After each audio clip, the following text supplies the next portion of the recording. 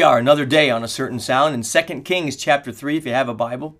Take a look with us. 2 Kings chapter 3, and we're going to look at verse 12. Verse 12. Now, let me give you just a little bit of a background here. This is very important. 3 kings, king of Judah, king of Israel, king of Edom, all got together against Moab. Jehoshaphat's the king of Judah. He's a good guy. The other 2 kings are not so great. But Jehoshaphat and the 2 kings go 7 days' journey towards Moab to fight. In that 7 days, they can't turn back. All of a sudden, they have no water. A drought comes. Circumstances in your life. No water. Drought spiritually.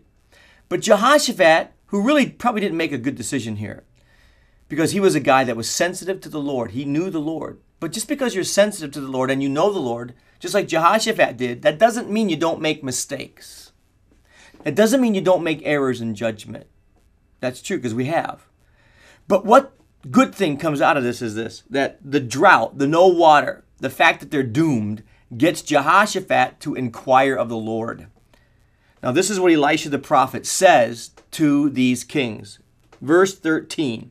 Verse 12. And Jehoshaphat said, the word of the Lord is with him. So the king of Israel, King Jehoshaphat, and the king of Edom went down to him. And Elisha said unto the king of Israel, what have I to do with thee? Go to the prophets of your father and the prophets of your mother. That's where you've been going. You've been going to this church. Why don't you go back to and ask them what you should do? Elisha's pretty straightforward, isn't he?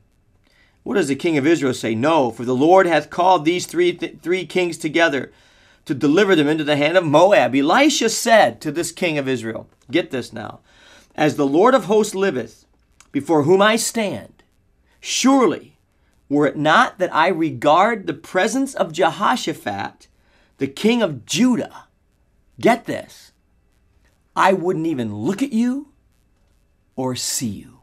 That's pretty straightforward. Now get this. Jehoshaphat has some spiritual discernment. They go to Elisha. Elisha says to these 2 kings, if it wasn't that I regard this man, I wouldn't give you the time of day. In other words, I've got nothing to say to you, but I've got something to say to Jehoshaphat.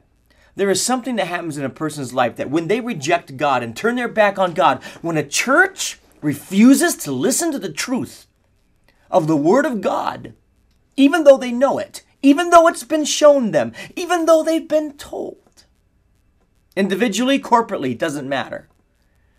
There's a time, a point that is reached when God is rejected so much that God then has nothing to say to that person.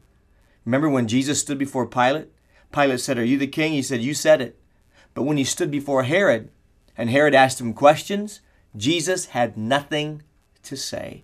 It's not that God didn't want to say anything. It's not that God was saying, I'm mad at you. It's over with you. Oh, no. It was that they had rejected God. It was their choice, not God's. God was just and is just saying, look, that's your choice. If you want to reject me so much, go ahead. Guess what? I'm going to let you have your own way. When you think about that, you find out that Pharaoh hardened his heart. Hardened his heart. Exodus. Hardened his heart. Exodus. Hardened his heart.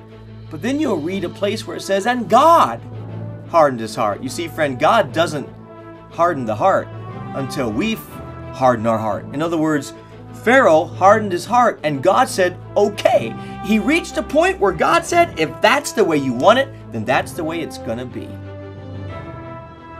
Thank you for watching A Certain Sound Daily Video Devotional.